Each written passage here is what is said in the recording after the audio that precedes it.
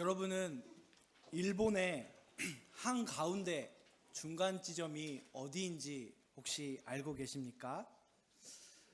중간 지점을 배꼽이라고 표현을 하기도 합니다. 그래서 일본의 배꼽이 어디인가? 우리 동네가 이곳이 바로 일본의 배꼽이다라고 주장하는 곳이 여러 군데 있다고 합니다. 몇 군데 소개를 해드리면 군마현에 있는 시부사키시라고 하는 시가 있는데요. 그곳은 일본의 제일 북단 소야미사키에서부터 제일 남단 사타미사키라고 하는 곳을 직선으로 이었을 때의 중간 지점이라 해서 우리가 일본의 배꼽이다라고 그렇게 말합니다. 또 토치기현에 있는 사노시라고 하는 곳은 아까 말씀드린 북단과 남단을 이은 선에다가 해안선, 동해선 그리고 태평양 해안선을 이었을 때의 가운데 지점을 또 산출해서 그 두 선이 크로스하는 곳이 이 토치기현의 사노다라고 해서 사노를 일본의 배꼽이다라고 말한다고 합니다. 또 방금 말씀드린 것을 그 점을 원으로 만들어서 그 원과 원이 가운데 겹치는 곳을 일본의 배꼽이다라고 말하는 야마나시현의 니라사키시도 있다고 합니다. 제가 찾아보니까 약 30개의 곳에 일본의 배꼽이 있다라고 합니다. 아마 각 지역에 가면 어떤 게시판이 있어서 여기가 일본의 배꼽입니다. 그 이유들이 쓰여져 있을 것입니다. 그렇다면 우리가 읽고 있는 이 바울의 편지, 로마서를 비롯해 많은 서신을 쓴 바울 신학의 배꼽, 중심은 어느 성경 구절이라고 말할 수 있을까요? 아마 일본의 중심이 한 곳이 아닌 것처럼 우리가 바울의 신학, 복음을 어떻게 이해하고 바라보는지에 따라서 그 중심점은 여러 곳이 있을 수 있습니다. 그렇지만 각 지역에 일본의 배꼽을 정하는 이유가 있었듯이 바울 신학의 중심이 되는 아주 핵심적인 성경 구절들이 있다라는 것입니다. 오늘 우리는 로마서 8장에 들어왔습니다. 16장까지 있는 로마서를 펼쳐봤을 때 가운데 중심에 있는 장이 이 8장이고 우리가 읽어왔던 7장까지의 내용을 통해서도 지금 바울이 뭔가 핵심적인 것을 이야기하려 한다라는 것을 느낄 수가 있었습니다. 실제로 바울을 연구하는 학자들은 이 로마서 8장에서 바울의 특별하고 강력한 복음의 주장들, 그의 신학의 핵심이 되는 내용들이 이곳에 담겨져 있다라고 말합니다. 오늘 말씀을 천천히 읽어보면 아버지 하나님과 메시아 아들 예수 그리스도 그리고 성령이 어떻게 역사하고 있는지를 마치 큰 그림을 보여주는 것처럼 바울이 나타내고 있습니다. 또한 바울은 그 십자가형이라는 로마의 사형을 당한 그곳에서 실제로 일어난 일이 무엇인지를 십자가에서 이루어진 일에 대해서 오늘 이 로마서 8장에서 말하고 있습니다. 또한 그가 지금까지 이야기해왔던 율법, 토라가 어떠한 일에 실패했는지, 율법이 못한 일이 무엇이었는지를 말하면서 복음 안에서 하나님이 어떻게 율법이 성취하지 못한 일을 놀랍게 기이하게 성취했는지를 바울이 이 로마서 8장에서 전하고 있습니다. 오늘 우리가 함께 읽은 이 본문은 이 정도로 바울의 핵심이요 중심이라고 말할 수 있는 것을 기억하면서 오늘 말씀 속으로 함께 들어가려고 합니다. 바울은 오늘 본문 1절에서 결코 정죄함이 없다라고 말합니다. 이것은 바울이 예수 그리스도 안에서 발견한 놀라운 소망 그 자체입니다. 바울은 그 소망을 이 8장에서 풀어서 펼쳐나가는 그런 장을 지금 시작하고 있습니다. 우리가 이것을 복음이다, 복음이라는 것은 좋은 소식이다, 굿뉴스다 라고 말할 수 있는 이유는 우리가 지금까지 로마서 7장까지를 읽어왔기 때문입니다. 우리가 읽어왔던 7장까지의 내용에는 죄를 있는 그대로 현실적으로 다 끄집어내서 보여주려고 했던 바울의 모습이 있었습니다. 특별히 거룩한 제사장의 백성으로 아브라함을 택하시고 그의 자손들이 이스라엘이라는 하나님의 백성이 되었는데, 그 백성에게 주어진 율법을 그들이 성취하지 못했다. 율법은 생명을 준다라고 말했지만 그들이 율법을 통해 생명을 얻지 못했다라는 것을 바울은 오라 나는 곤고한 자로다라는 7절의 고백으로 전해주고 있었습니다. 우리가 7장까지 정말 성실하게 읽어왔다면 왜 좋은 소식이라, 왜 예수 그리스도가 굿뉴스, 유앙겔리온이라고 말할 수 있는지를 알 수 있습니다. 만약 이 8장에서 바울이 전하는 내용이 없다면 이스라엘을 포함한 인류는 여전히 이 죄의 문제에 직면해 있었을 것이고 헤매고 있었을 것이고 풀 수 없는 수수께끼 가운데 저는 공고한 사람입니다라고 고백할 수밖에 없었을 것입니다. 바울은 1절에서 그러므로 이제 그리스도 안에서 결코 정죄함이 없나니 라고 말하고 있습니다. 더 이상 우리는 정죄함을 받지 않는다. 예수 그리스도 안에 있기 때문이다. 지금까지 아담 안에 있었던 이스라엘을 보여주었던 바울이 예수 안에 있는 그 사람들의 모습을 보여줍니다.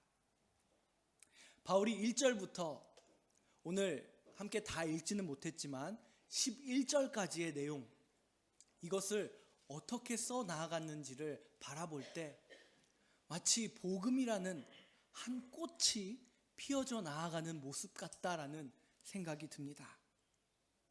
결코 정죄함이 없다. 놀라운 소망에 대해서 이야기하면서 그 꽃의 봉우리를 바울이 2절에서 보여줍니다. 이는 예수 그리스도 안에 있는 생명의 성령의 법이 죄와 사망의 법에서 너희를 해방했다. 율법이 약속했지만 줄 수 없었던 생명, 그것이 성령의 법을 통하여서 곤고한, 결코 해방되지 못했던 우리를 해방했다라고 이 복음의 꽃의 봉오리 같은 내용을 2절에서 말합니다.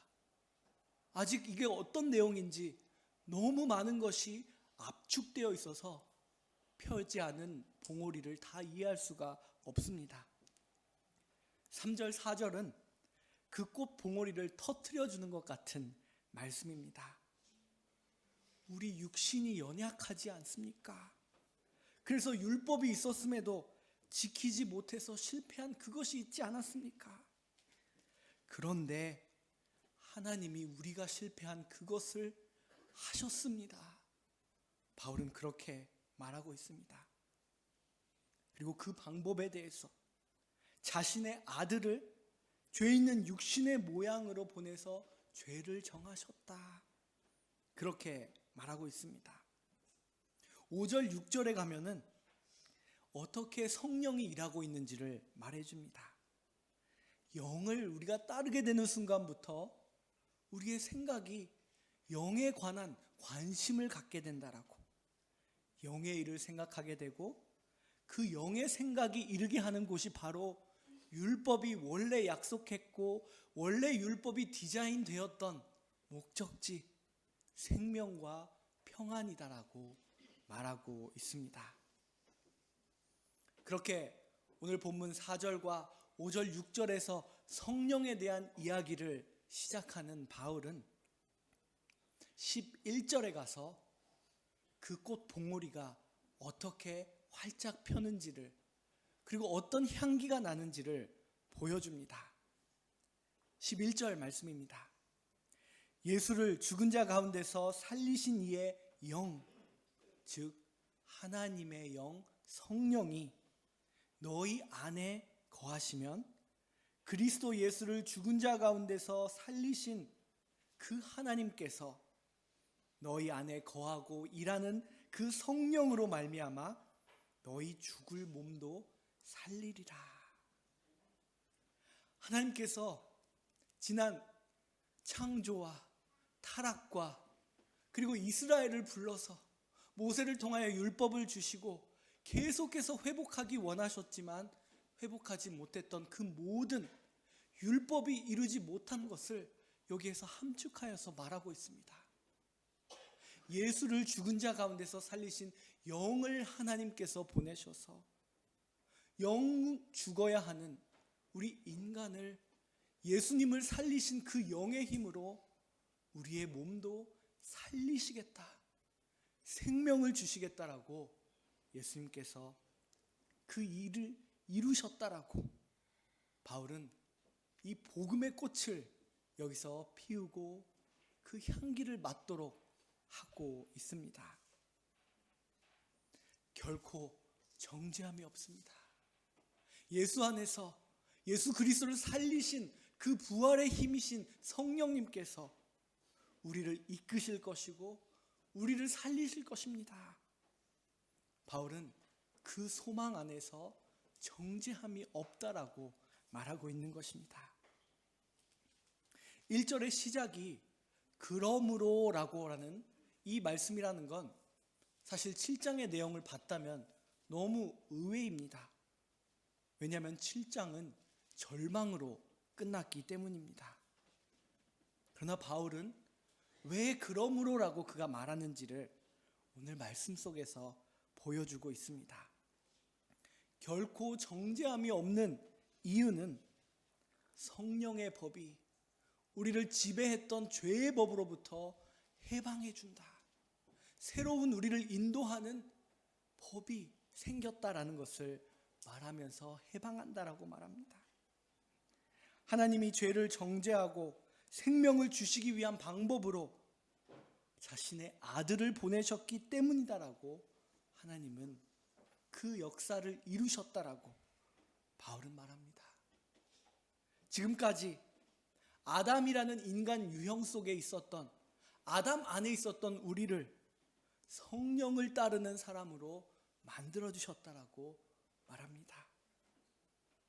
그리고 이제는 죄와 사망을 향해 갔던 우리의 방향이 바뀌어서 생명과 평강을 향하여 나아가고 있다라고 바울은 그러므로 이런 이유가 있습니다라고 오늘 본문을 써 나가고 있습니다.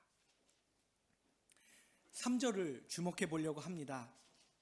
3절에는 율법이 이루지 못한 것, 왜 이루지 못했는지 7장까지의 내용을 다시 한번 바울이 요약 정리하고 있습니다. 율법이 육신으로 말미암아 연약하여 할 수 없었던 그것, 우리가 지난 시간에 봤던 것처럼 최첨단 보안 장치를 도입했지만 그것을 가진 사람이 연약해서 그 틈을 타고 들어오는 죄악 육신 때문에 결코 성공하지 못하고 실패했던 그 율법의 실패를 말합니다. 그러나 그것을 우리의 힘으로는 할 수 없던 것을 하나님께서 하셨다, 하시나니라고 3절은 말하고 있습니다. 율법은 아마 이스라엘이 율법을 이루지 못하고 실패하고 죄악 속에 있는 모습에 한탄했을지도 모릅니다. 이러려고 하나님이 율법을 주신 것이 아닌데 너무 안타까웠을 수도 있습니다. 그런데 이제 율법이 어떻게 할 수 없었던 상황에서 하나님 자신이 그 일을 하신 모습을 보며 즐거워합니다. 그 즐거움을 바울은 전하려고 합니다. 율법이 성취되었다. 바울의 표현을 그대로 말하면 율법이 인간에게 요구했던 사랑하라고 말하고 우상 숭배하지 말라고 말하고 그 요구했던 모든 것을 인간이 지키지 못해서 무너졌는데 율법이 요구한 그 모든 것을 이루게 하셨다라고 바울은 말하고 있습니다. 어떻게 수천 년에 걸쳐서 실패하고 또 실패했던, 그래서 누가 나를 구원할 수 있습니까? 라고 그렇게 비참하게 고백할 수 없었던 이스라엘, 그 인간을 어떻게 율법이 성취되도록 하나님께서 하셨단 말입니까? 이것을 오늘 우리는 바라보고자 합니다. 죄는 여전히 강합니다. 여전히 무너뜨리기 위해 사자와 같이 으르렁거리며 우리를 삼켜버리려고 합니다. 그렇지만 하나님께서 이번에 하신 일은 죄를 치명적으로 강타했다라고 바울은 말하는 것입니다. 죄의 치명적인 상처를 무너뜨리기 위해서는 죄가 죄로서 정죄를 받아야 한다라는 것을 바울은 알고 있습니다. 죄에 대한 선고가 내려질 뿐만 아니라 죄에 대한 형벌까지도, 처형이 그에 따라야 한다는 것을 바울은 알고 있습니다. 그래서 3절의 후반 부분이 이어집니다. 곧 죄로 말미암아 자기 아들을 죄 있는 육신의 모양으로 보내어 육신의 죄를 정하사. 하나님께서 이 죄의 문제를 하나님의 공의로, 하나님의 정의롭게 해결하는 방법은 그냥 없었던 일로 하자가 아닙니다. 공의로우신 하나님은 스스로의 의가 있기 때문에 절대 그렇게 할 수가 없습니다. 죄는 죄로서 선포되고 단죄되어야만 합니다. 그 일을 하시기 위해 자기 아들을 죄 있는 육신의 모양으로 보냈다. 그리고 그 육신의 그 모든 죄를 단죄하셨다, 처단하셨다라고 예수님 가운데 이루어진 그 형벌을 말하고 있습니다. 여러분, 우리가 지난 시간에 봤던 왜 우리들에게 구약 성경이 필요합니까? 우리들에게는 예수님의 시대, 성령의 시대, 그것만으로 족하지 않습니까? 왜 이 복잡한 이스라엘과 율법의 역사를 우리가 알아야 합니까? 그 질문에 대해서 나눴습니다. 그 질문이 바로 이 3절 가운데 이어지고 있습니다. 예수님이 이스라엘의 다윗의 자손으로 온 이유는 예수님 가운데 그 이스라엘의 모든 죄를 농축시키기 위하여, 그 죄가 죄로서 최고조로 있는 그대로 드러나게 하시기 위하여 이스라엘의 자손의 한 사람으로 예수 그리스도가 태어났다라는 것입니다. 그 극심한 최고조에 달한 죄, 그것이 바로 예수님의 육신 가운데 있었다라는 것을 바울은 말하고 있습니다. 이스라엘의 대표자가 되신 두 번째 아담으로 오신 예수님, 그 메시아, 그분께 모든 죄가 집약됐습니다. 그러므로 예수님은 나사렛 예수라는 명패를 달고 십자가에 달리시지 않으셨습니다. 복음서를 보면 그곳에는 유대인의 왕이라는 호칭이 달렸습니다. 여러분, 유대인의 왕이라는 호칭은 명예스러운 왕이다라는 호칭이 아닙니다. 하나님이 하신 십자가의 역사에 볼 때에 그것은 이스라엘의 모든 죄악을 있는 그대로 농축된 그 죄악을 예수님께서 짊어지셨다라는 의미입니다. 그 죄인의 팻말을 달고 하나님께서는 예수님 안에 그 죄를 정죄, 단죄하시고 형벌을 내리셨다라는 것입니다. 예수님이 육신으로 오시지 않았다면 형벌은 있을 수가 없습니다. 예수님이 하나님의 신령한 모습으로 십자가를 지시고 고통받지 않고 내가 해결할게라고 할 수 없었던 것입니다. 여러분, 다시 한번 3절을 보십시오. 죄 있는 육신의 모양으로 보내어, 그 다음입니다. 육신의 죄를 정하사. 예수님의 육신 안에서 그 죄의 문제를 해결하셨다라고 바울은 말하고 있습니다. 이것이 율법이 이루지 못한 일을 이루게 하신 하나님이 하신 일이셨습니다. 바울은 자신의 복음의 중심, 핵심과 같은 로마서 8장을 쓰면서 바리새인으로서 계속해서 선지자 이사야의 그 말씀이 머리에 맴돌고 있었을 것입니다.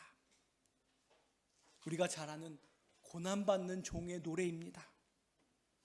그가 징계를 받음으로써 우리가 평화를 누리고 그가 매를 맞음으로써 우리의 병이 나았도다.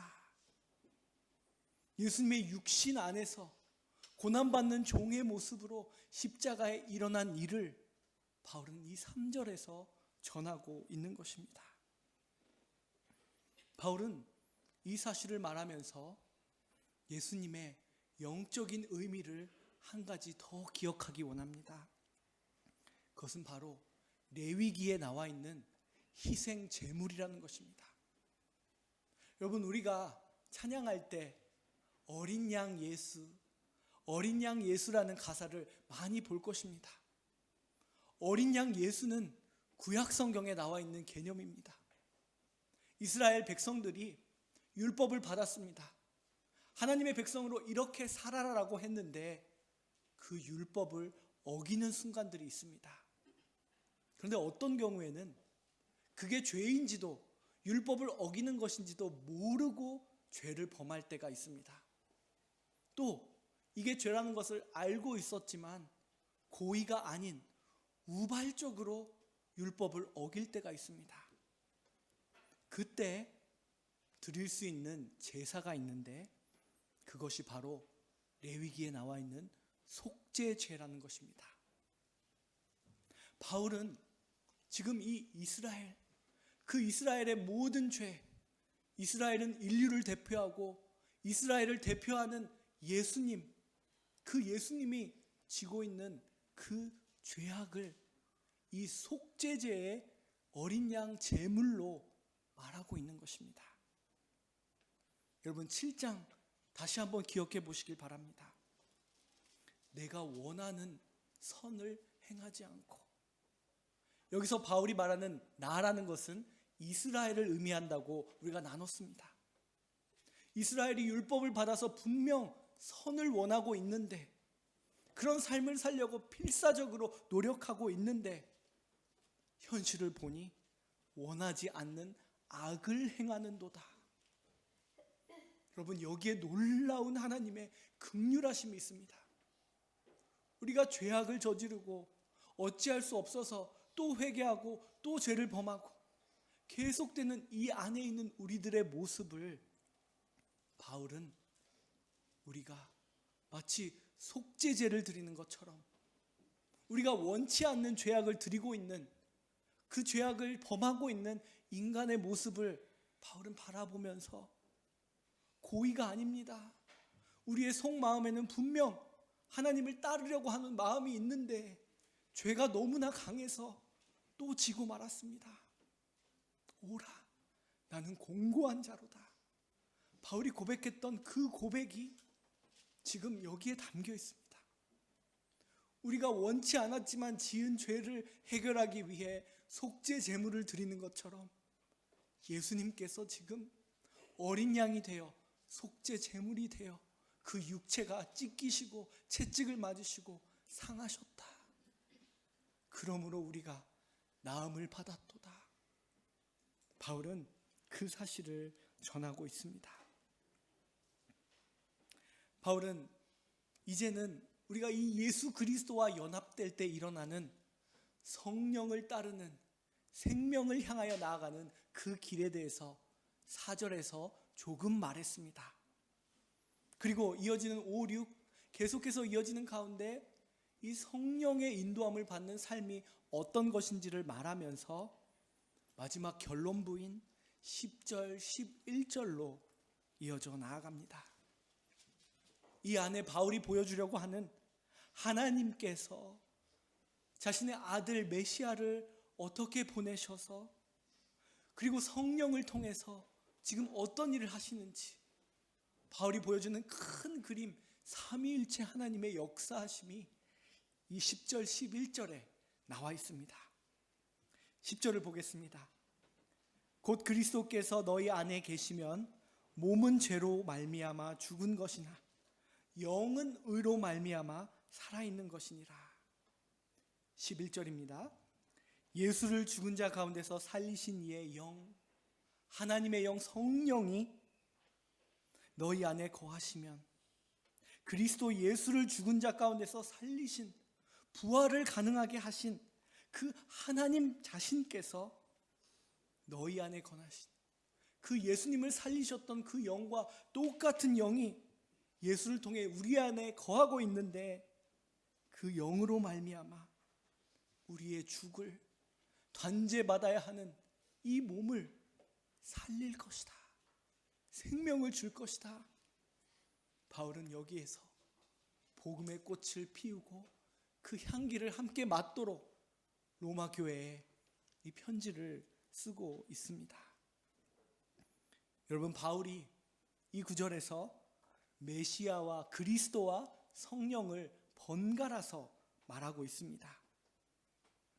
예수님을 가리키는 단어들, 그가 얼마나 주의 깊게 여기에서 기록하고 있는지 우리는 보게 됩니다. 예수님을 일으키시는 순간에 그 메시아를 일으키신 하나님께서 예수를 믿는 영접한 우리들도 살릴 것이다라고, 그리고 그것을 보증하시는 분이 바로 하나님의 영 성령이다라고 말해주고 있습니다.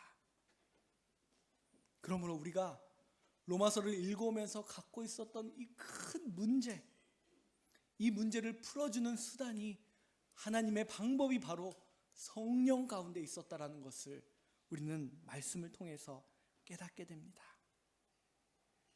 우리가 먼 미래에 언젠가 하나님의 심판대 앞에 설 것인데 그때 의롭다함을 받는다고 바울은 이미 말했습니다.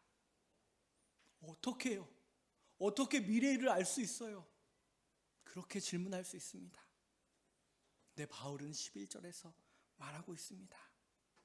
성령은 예수 그리스도를 영접하는 순간부터 성령의 법으로 우리를 인도하실 것입니다. 복음을 선포하고 그 복음을 들을 때마다 우리에게 믿음을 일으킬 것입니다. 생명을 일으키고 우리들에게 새로운 몸의 생명을 주시기 위해 죄보다도 강하게 역사해 나갈 것입니다. 그러므로 우리는 의롭다함을 얻을 수 있습니다. 바울은 그 보증이 성령 안에 있다고 말합니다. 오늘 이 본문 가운데 이 바울이 기록하는 바울 신학의 배꼽 중심과도 같은 이 로마서 8장 1절부터 11절 가운데는 각 구절마다 숨결마다 복음의 그 놀라운 소망과 능력이 나타나 있습니다. 우리는 그것을 그대로 받아야 합니다. 바람을 받아서 가는 돛담배처럼 만약 우리 동경교회가 그 복음의 바람, 성령의 바람을 있는 그대로 받을 수 있는 돛을 갖고 있다면 동경교회라는 배는 성령의 인도하심을 따라 하나님이 이루시고자 하는 이 세상을 회복하는 구원의 역사에 참여할 수 있을 것입니다. 오늘 이 복음의 말씀이 여러분 한 사람 한 사람에게 전해졌습니다. 우리가 100주년 기념으로 만들었던 이 성령으로 부르는 찬송가, 그 가사 안에 복음의 씨앗이라는 가사가 있습니다. 우리 가운데 바로 바울이 오늘 이 로마서 8장을 통해서 복음의 씨앗을 심고 그 꽃이 피어나기를 바라고 있습니다. 이 시대에 이 복음의 꽃을 피우고 이 세상을 하나님이 보시니 참 좋았더라 하는 그 모습으로 회복시켜 나아가는 하나님 나라의 역사에 동참하는 우리 모두가 되기를 간절히 소망합니다. 기도하겠습니다. 하나님 아버지, 오늘 저희들에게 로마서를 허락해 주시고 바울을 통하여서 전해진 이 복음의 핵심을 듣게 하시니 참으로 감사합니다. 하나님 아버지, 우리가 너무나 때로는 가볍게 너무나 습관적으로 접해왔던 복음, 하나님 그 복음이 얼마나 가치 있는 것인지 우리가 깨달을 수 있도록 인도하여 주시옵소서. 그 복음의 힘으로 말미암아 동경교회가 하나님의 일을 감당하고 우리 각 가정이 이 땅에 하나님의 사람으로서 꽃 피워 나아가는 삶이 될 수 있도록 인도하여 주시옵소서. 예수 그리스도의 이름으로 기도드립니다. 아멘. 찬송가 288장